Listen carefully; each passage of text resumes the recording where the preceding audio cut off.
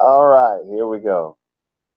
In my message called The Begotten Son of God, I covered the reason why Yeshua, known as Jesus to the Christian world, was called the Son of Man, God.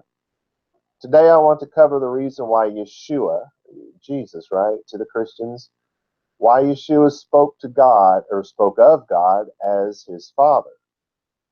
In English, Yeshayahu, which is known as Isaiah 9:6, chapter 9, verse 6, it says, For unto us a child is born, unto us a son is given, and the government shall be on his shoulders, and his name shall be called Wonderful, Counselor, the Mighty God, the Everlasting Father, the Prince of Peace.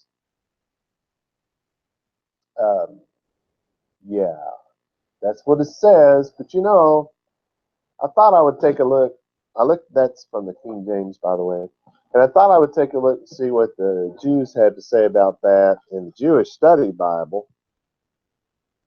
They translated it. Yes, I better translate it. Better change my glasses here so I can see it. They translated it to say, For a child has been born to us, a son has been given us, and authority has settled on his shoulders. He has been named the Mighty God, is planning grace. Okay, he has been named the Mighty God, is planning grace, the Eternal Father, a peaceable ruler. That's all supposed to be one name. His name is the Mighty God is planning grace, the Eternal Father, and peaceable ruler. That's what they say, and here's why. They say the Mighty God, ruler, so that from Mighty God is planning grace, the Eternal Father, a peaceable ruler. From the Mighty all the way to ruler. That's why they say the Mighty God, ruler. It says, this long sentence is the throne name of the royal child. Semitic names often consist of sentences that describe God. Thus, the name Isaiah in Hebrew means the Lord saves. Hezekiah means the Lord strengthens. In Akkadian, the name of the Babylonian king, Merodach Baladan, in Isaiah 39:1, means the God Marduk has provided an heir. The names do not describe that person who holds them, but the God whom the parents worship. Similarly, the name given to the child in this verse does not describe the child or attribute divinity to him, contrary to classical Christian reading of this messianic verse. So, let me tell you what they're telling you. They're saying that this child is going to be born and his name is going to be Pele Yoetz El Gibor Aviad Sar Shalom. Well, that's a mouthful. Can you imagine that child trying to learn how to spell that in school? Wow. Yeah, so that's what they're saying. Anything but Jesus, right? And it's such a strange thing to say because they're saying that the name doesn't identify with the person, it identifies with their God. So I guess Moshe, his God was the drawn out God, and Aharon's God was the light bearer God, and Job's God was the evil God. Is that right? Because that's kind of what they just said. I mean, this is a ridiculous way to try to write off the name of the Messiah because of Christians believing that he was born of a virgin and all that kind of stuff. And so they, of course, tie this to the baby Jesus, right? And so since they don't want any part of that, they've gone to some pretty wild-haired lengths to make this a name of some child who I guess has thus far not been born. But anyway, the question in my mind then becomes, if this passage is speaking of Yeshua, of the man that the Christians call Jesus, or for that matter, any other human who should be thought of as Messiah, How then is a child who is born of a woman to become the mighty God and the everlasting Father? Because it says it shall be. Not that it is, but it shall be. Shouldn't he have been called Ben Pele, the wonderful son, or Ben Yoetz, the counselor's son, or Ben El Gibor, the son of the mighty God, or Ben Aviad, the son of the everlasting Father, or Ben Sar Shalom, the son of the Prince of Peace? After all, a son is born, not a father, right? Isn't a child born of a father and a mother? Further, being born indicates a beginning, does it not? If there is a beginning, how is this son eternal? If Yeshua, the man Jesus, is to become the everlasting Father, does that mean that his Father will pass away? Because it's the everlasting Father, not a everlasting Father, or one of the three, it's the. So does his dad kill over at some point? Does this verse imply that Yeshua, we're still talking Jesus here for Christians, does it imply that he will have children of his own? I mean, how can Yeshua be a father if he has no children? The name of this message is The Son and the Father. All right, will you please stand and cover yourselves to the reading of our scriptures? But for those of you who do not know, I've got wires tethered to me so I don't stand. It is not a command of God that we stand. It's a matter of respect. But for the Christians who don't know this, every time they read the scriptures, when Yeshua stood up and he read in the synagogue as it describes, he did this. He covered his head. And everybody in the audience stood up and they covered their head. And when his Talmudim, his disciples, when they did the same, they did the same. They covered their heads, and everyone in the room covered their heads. So we do this because we want to be like the fathers that went before us. So we want to be like them. We want to be like Yeshua. All right, so we're looking at Yeshayahu. That's Isaiah 9:6. It says, Ki Yeled Yulad Lanu Ben Nitan. Lanu Vahi Hash Misra Al Shichmu Vayikra Shemu Pele Yoetz El Gibor Aviad Sar Shalom. Our next verse is also from Yeshayahu, that's Isaiah 43:11, which says, Anochi Yahweh, Ve'ein Miba'adai Moshiach.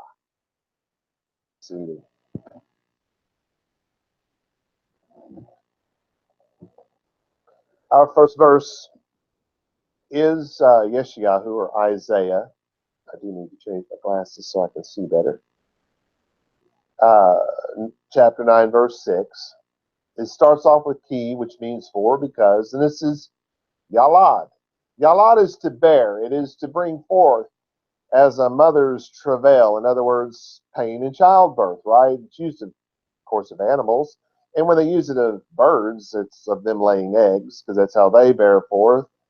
Poetically, for a mother, metaphorically, to bring forth fraud. They use the same word for people who do that because they birth they think it out and they plan it and then they do it, right?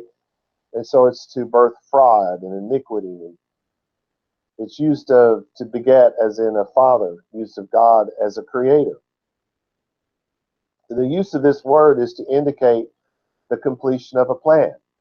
Not in this particular verse, but it is used that way.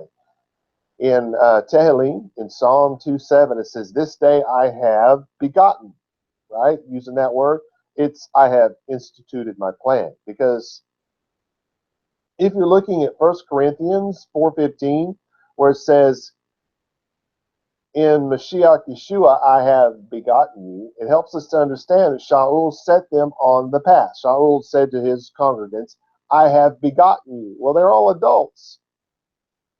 And he is not their father. He's certainly not their mother, right? He was the origin of their walk with God.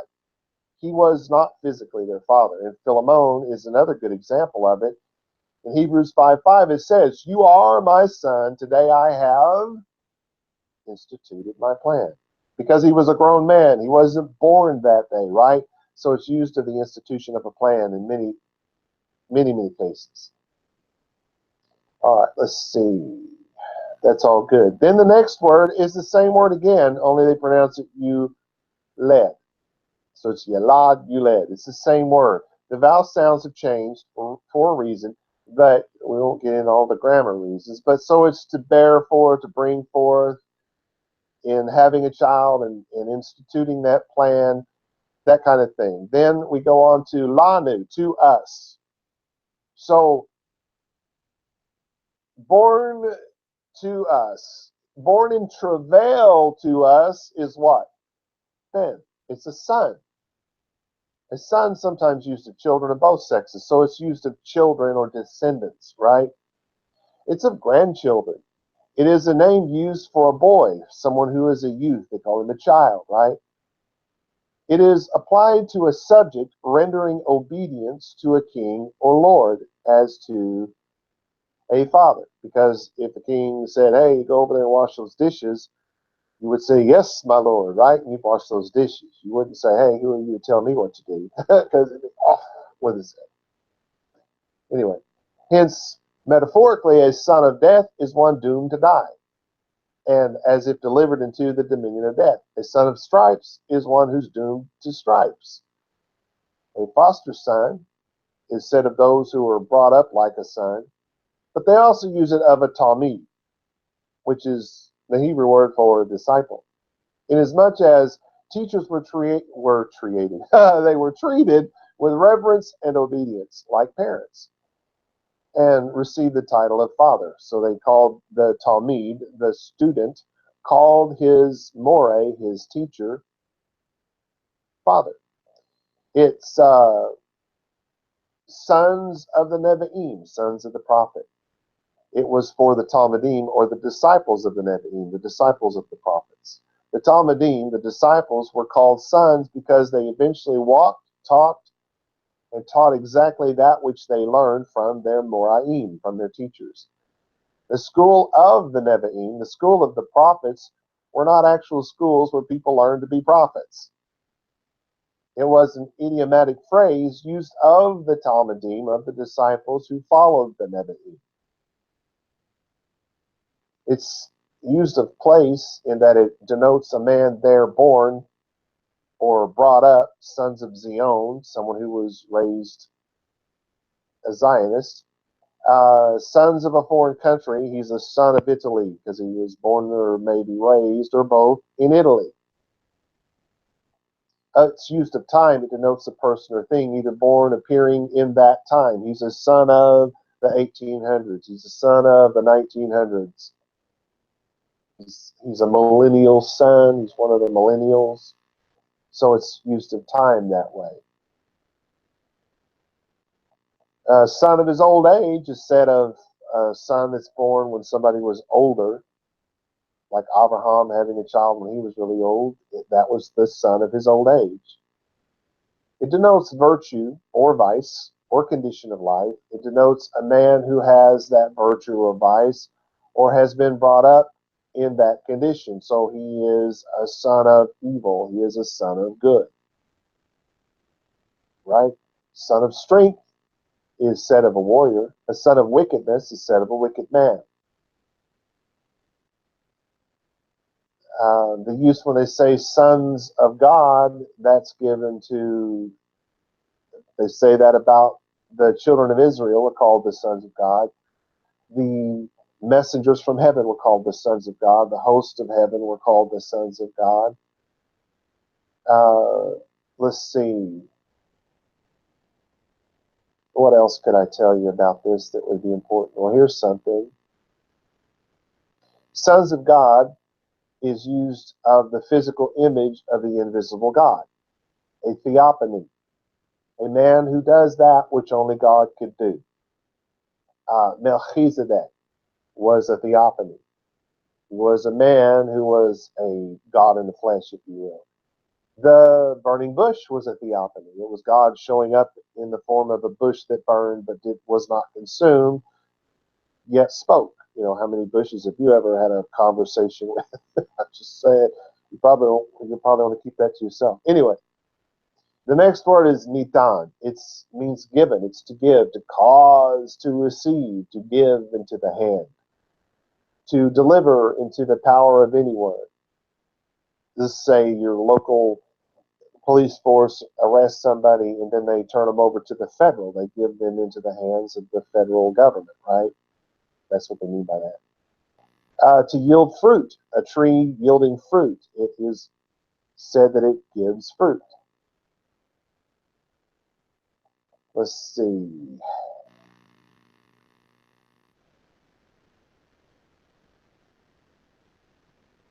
To give is used of teachers because they give knowledge. To speak is said to give voice, to give voice instead of those who speak. Something that smells good gives off a good scent. You see, it's used just basically like the exact same way we use our word for give, right? Let's see. I'm trying to see if there's anything else I think should be important here. I think we're good on that. This is lanu, which just means to us. Then it says vatahi, which is and it shall be. It's going to come into existence. It shall be the primary notion of existence, which comes from that of living, applied to the breathing and blowing, from the mouth and the nose and that kind of thing.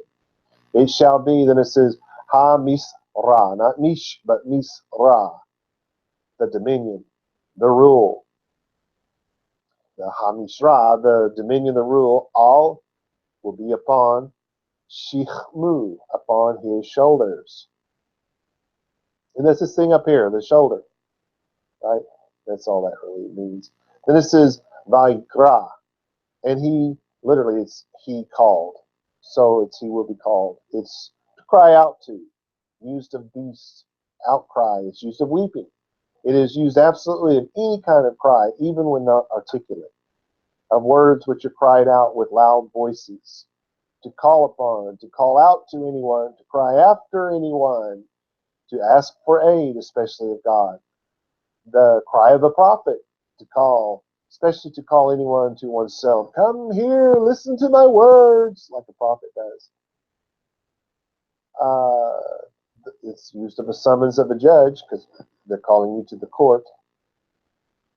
To call upon the name of God, in other words, to celebrate him in praise. They say that's to call out to God, to celebrate him, to praise. But it's also to implore him, so we say it a prayer, to ask him for aid, ask him for help, or for ourselves or for others. To call a name, to impose a name on anyone, to recite, to read aloud from the signification of crying out, to read what is written in a book. I don't know what that has to do with anything, but it says that, but it will be, he will be called. So then it says Shemu.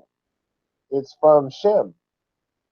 It's normally translated as the word name. But if you noticed earlier when I was looking at the Jewish Study Bible, it said authority. It did not say name. It is literally authority. The name, in anyone's name, in other words, in their authority, a celebrated name. It's used of people who have made a name for themselves. They're famous, right? To acquire fame for oneself, a good name, a good reputation. They say it that way.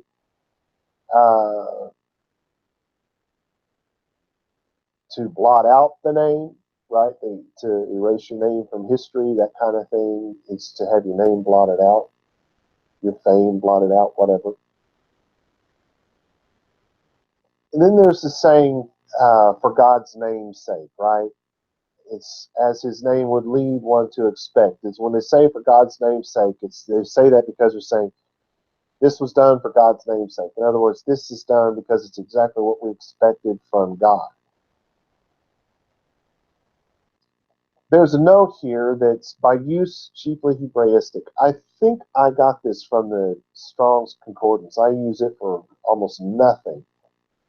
But because the original concordance wasn't bad, but they ripped so much of it out to make the book smaller and smaller, make it easier to sell, that it's of no real value anymore. It leads people down some very false doctrine roads. But anyway, I do think I found this there. It says, by use chiefly Hebraistic, the name is used for everything which the name covers.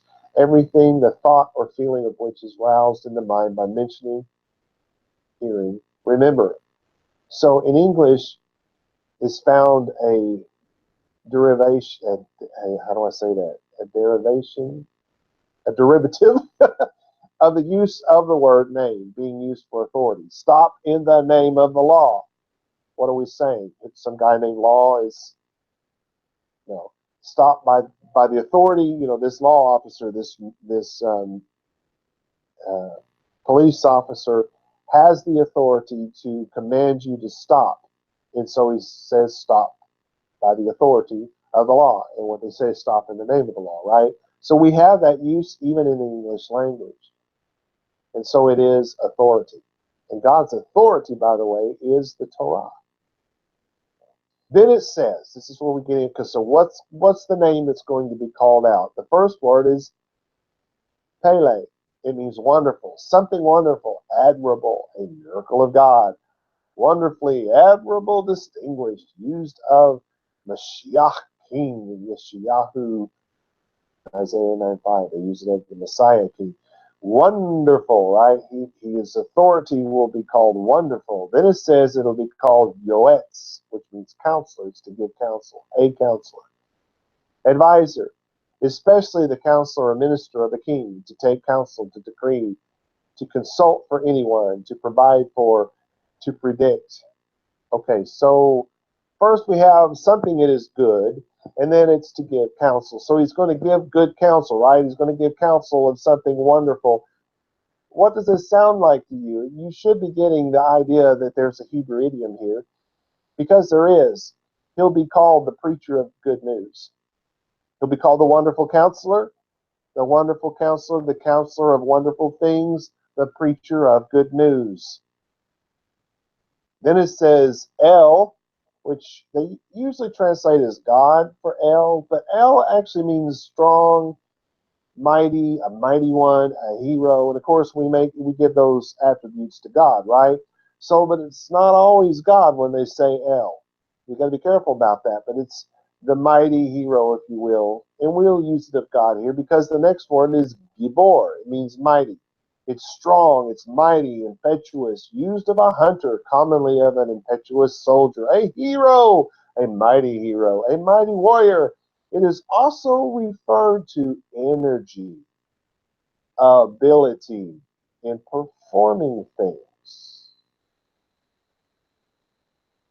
So it's the mighty work of God, the counselor of wonderful things, the preacher of good, right, is going to come and do the mighty, he is going to be the mighty work of God. Right? Because you're hearing the idiom then. Then it says Aviad, which means everlasting Father. It is a construct of two different words. The first word is everlasting, which is odd. The word odd. It's not odd as in, boy, it's strange. It's the Hebrew word odd. It's to pass over, to go on properly, passing. It's progress. Then duration of time is used that way. It's perpetuity of time. Eternity, eternal. Not something that will last from now on, but something that has always been there and always will be. That's what eternity is. Then it's odd. So they've odd, Aviad. You get the word, right? So the second part of this is father of any ancestor. This is what you got to understand what a father is. It's of any ancestor, a grandfather, a great grandfather. It is used of a founder, or a first ancestor of a nation, of the authority or maker of anything, especially of the creator of anything, of something. And in the sense of God, is said to be the father of men, from the notion of origin. God created them. They came from God. God is the father of men. Right? He's not the daddy that gave his seed. Get it? He is the creator of men, so he's called the Father for that reason. Because in the Bible times, fathers were not known for their warm, fuzzy feelings toward their kids. They were not the ones that raised their children. Their wives and their concubines did that kind of thing. They did not. That's why the story of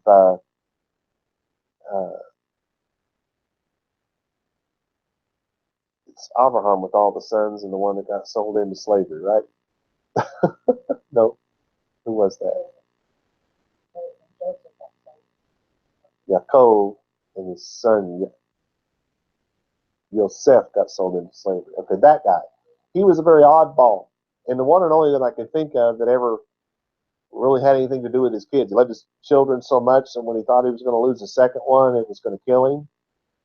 Very odd. These guys didn't even get. It's like, what is wrong with Dad? He is really flipping out here. He's really weird because they didn't have that in their world.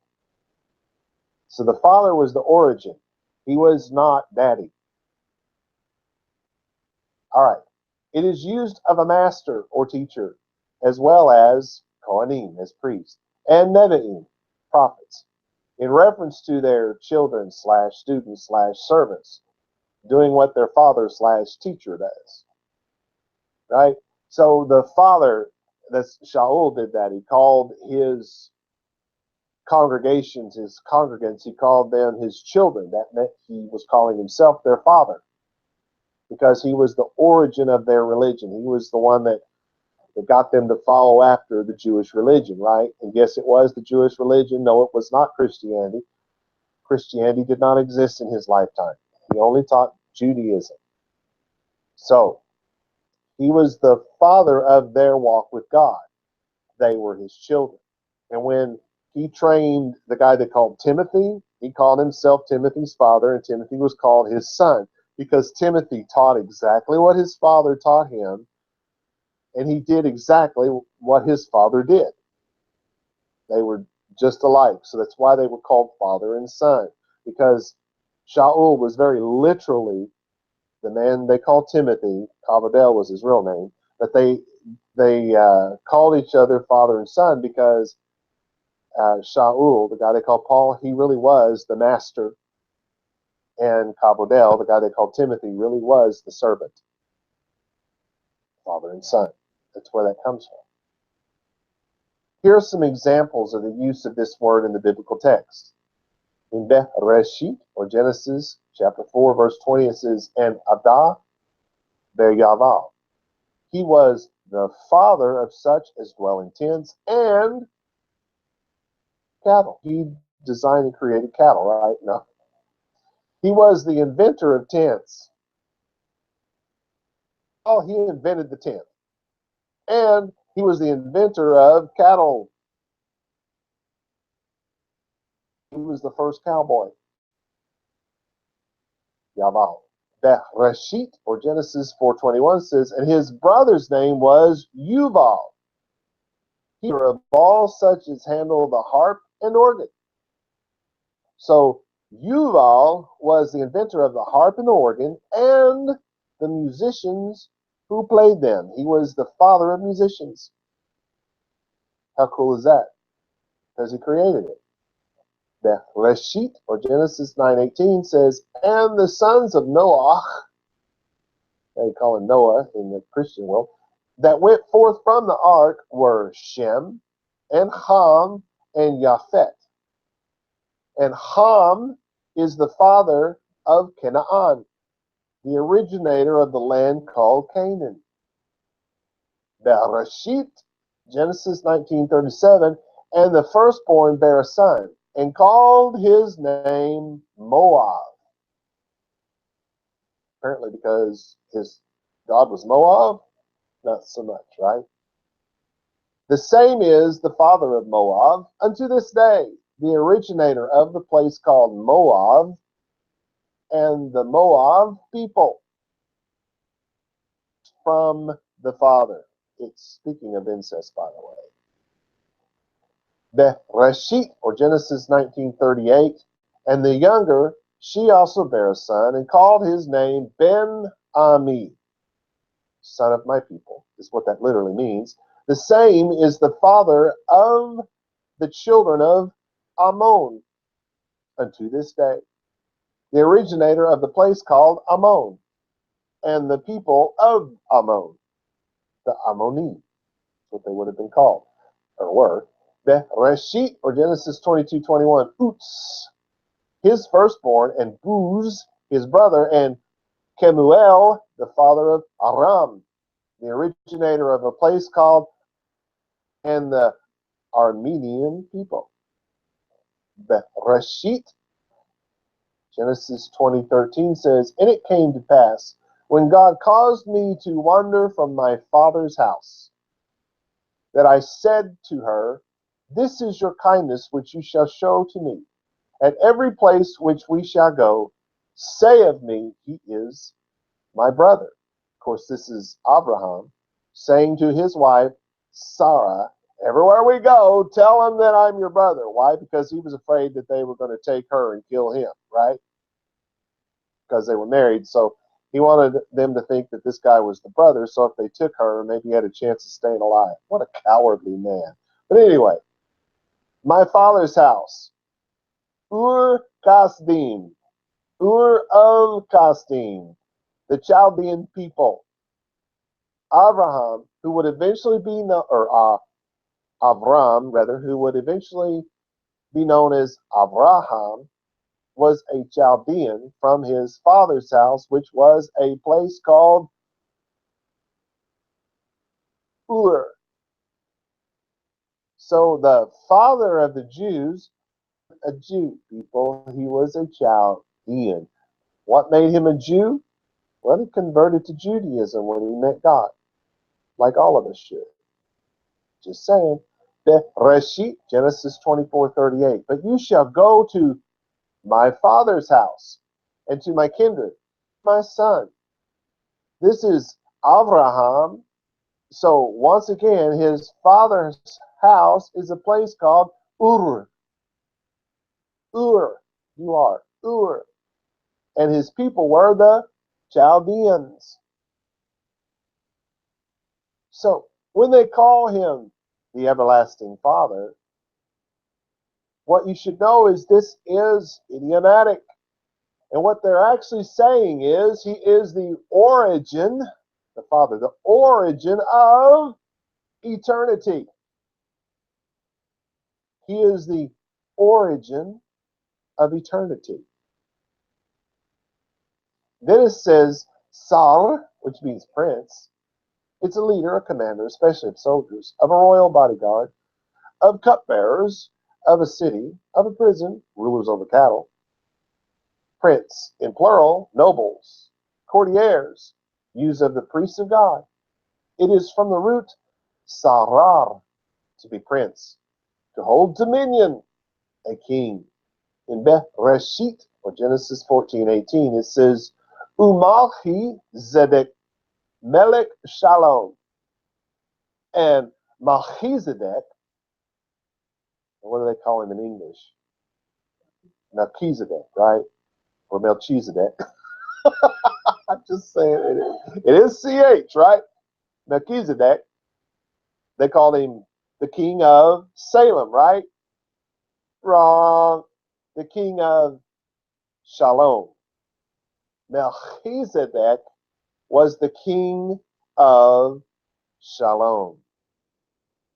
Malach is the word here, the Melchizedek. The first is Malach, to reign, to be king, to possess, to king. Now, what are boys called that are to become king? Prince, maybe? The child who would be born would be the Prince of Peace. When that child became a man, he would become the King of Peace. I'm just thinking out loud here. Of course, the peace is from the word shalom, peace, whole, entire. It's of the body, it's healthy, it's sound, in number, in full number, secure, tranquil, those who seek peace. A friend. Wholeness, safety, soundness, used when asking of someone's absence. You know, How is the peace of your father? Is how they would say it. That's an English way of saying what they say in Hebrew. Because you're asking after someone's father. How's their health? How's their well-being? How's their welfare? They even call that a salute in the Bible. Anyway, so realizing that these are all idiomatic phrases, I started to say phraseology, and then I said phrases and came out phrases. The one who will be king of the Yehudim, because he will restore God's covenant, the king of peace, the prince of peace. So Yeshayahu, Isaiah 9:6, this is my long-winded version. For unto us in travail he will be born, unto us a son is given, and dominion shall be on his shoulders, and his authority shall be called the good news of God, the origin of eternity, the restorer of Israel's covenant with God. Hey, even the even the Jewish Bible said it was messianic, did it not? Now in Yeshayahu 43:11 it says, Anochi Yahweh, ve'ein miba'adai Moshiach. The Messiah there, salvation, Moshiach. It's, in English, it's I am Yahweh. And except for me, no, not me, Robert, but God, there is no salvation. There is no Savior. Without salvation, you have no Savior. Get it? There is no either one. In other words, God just called himself the Messiah. God is the origin, the Father, the creator of salvation. God is the Messiah. So if Yeshua is Mashiach, in other words, if he is the Savior, if he is the bringer of salvation, then he is Yahweh God. But did he ever make such a claim? Let's look at something from the Sepharim Shilachim. That's the New Testament for the uninitiated. We're going to look at Yohanan. They call it John. Chapter 10.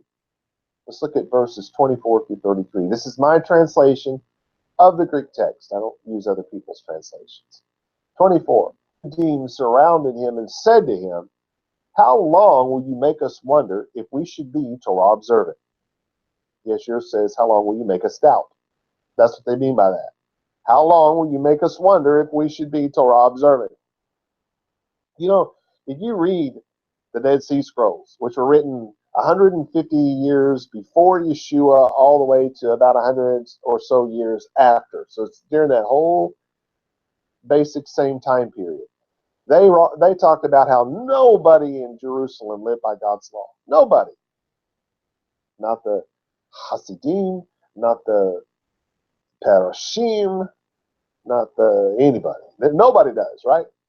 And if you read anything by the Zadokim, they say nobody lives by Torah. If you read anything by the Hasidim, everybody's agreed that nobody in Jerusalem is living by the Torah during the time of Yeshua. Why would you? Hosea stood up and said, here's your writ of divorce. God has divorced you. You have no covenant with God. You are just a Gentile nation. Until God brings forth salvation, until salvation originates from God, you are just another Gentile nation. So if you're just another Gentile nation, if you know that it's been over 400 years since the fire came down from heaven and consumed the animals on the altar, right? If you know this, if you know that the scapegoat's not doing what it's supposed to be doing, you know that there is no forgiveness for sin, basically, why would you live according to God's law? And you know that there were people, even though they say nobody does, you know that there's always a remnant. There's always people who have. But basically, almost nobody did. And certainly the people who were saying this to him. See, they were waiting on the Mashiach to come back. And when he came back, it would reinstate the covenant with God. And then they would have to live according to the covenant. But if you had no covenant, there's no reason for you to live by it. This is the thinking. So when they say, how long will you make us doubt? They're saying, how long will you make us wonder if we should live according to the Torah or not? Then they go on, if you are the Mashiach, tell us everything down to the most minute detail. Tell us plainly. See, in Hebrew, tell us plainly doesn't mean just say yes or no like it does in English. It means don't leave anything out. Why do you think it took him so long to tell him who he was? Because he was leaving out no detail. 25. Yeshua answered them, I have told you, and you are not Torah observant. You're not faithful. The ma'asim of Torah, the works that I do by the Torah, by the authority of Yahweh, this is my Father, but who is that? Where does salvation come from? What is its origin? Yahweh. So these works that I'm doing that are originating from Yahweh, they testify of Mashiach. They testify of me. But you're not Torah observant because you're not my sheep. The sheep that are mine hear my voice, and I know them. They are my Talmudim, my disciples. So how do we hear the voice of God? Well, we're going to have to learn the Torah. Why? Because the Torah is the voice of God. In fact, according to 2 Timothy 3:16, the entire Tanakh, which by the way was called the Torah during the writing of the New Testament letters, they didn't call the first 5 books of the Bible the Torah. They called the entire Tanakh. That's what the Christians call the Old Testament now. They call that the Word of God. We now have a separation. The first 5 are the Torah, then you have the Nevi'im, and then you have the Ketuvim, and then you put all that together and you have something called the Tanakh, or for the Christians, Old Testament. But according to 2 Timothy 3:16, that entire thing they call the Old Testament is the voice of God. So we must read it, we must learn it, we must live it. It will tell us everything we need to know. All the answers to every question in life have been answered there. Read it and hear the voice of God. That's what it's here for. Verse 28. I also give them eternal life.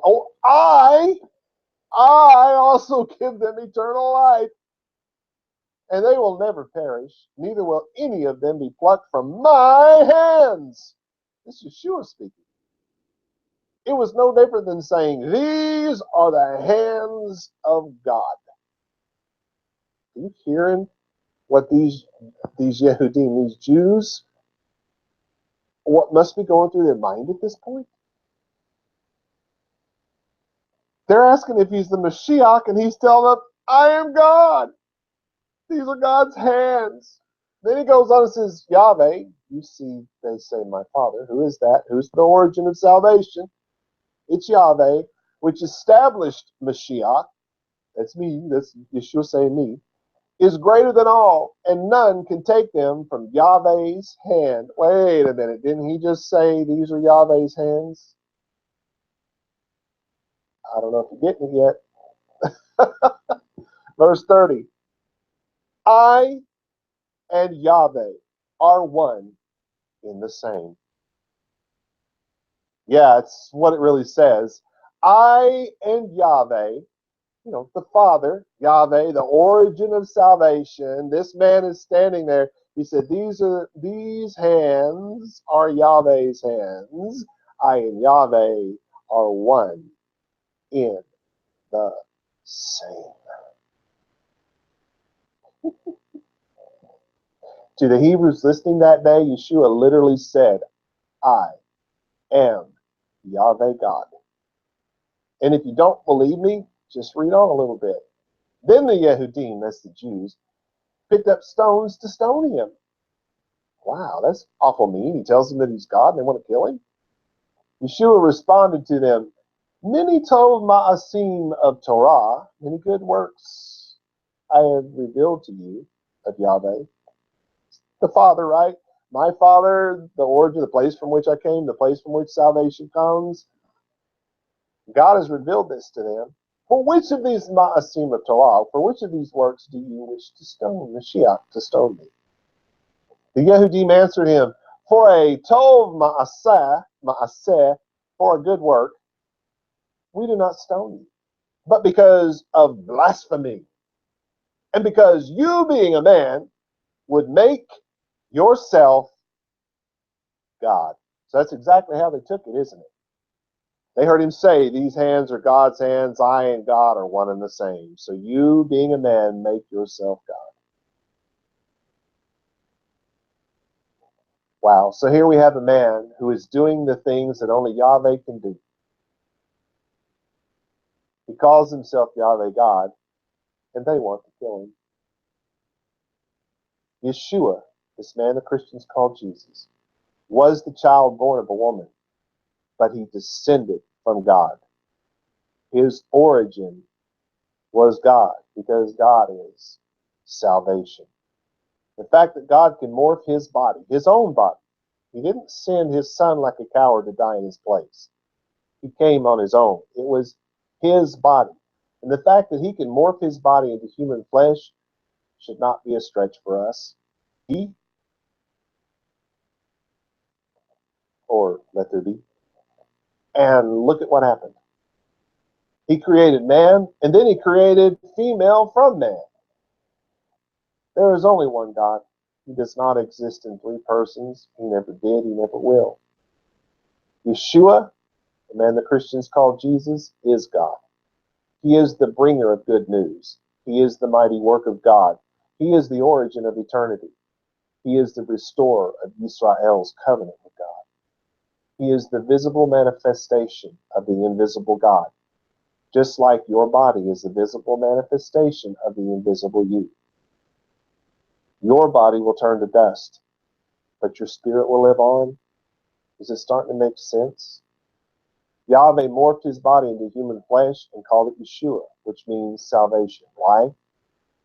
Because it was by the torture and death of the flesh and blood of the Almighty God that man would be forgiven for their Torah rebellion, which is what we call sin, and thus their covenant with God reinstated.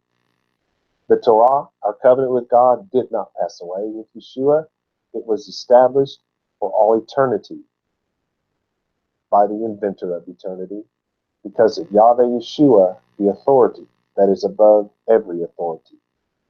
The name that is above every name, it's not Jesus, it's Yahweh Yeshua.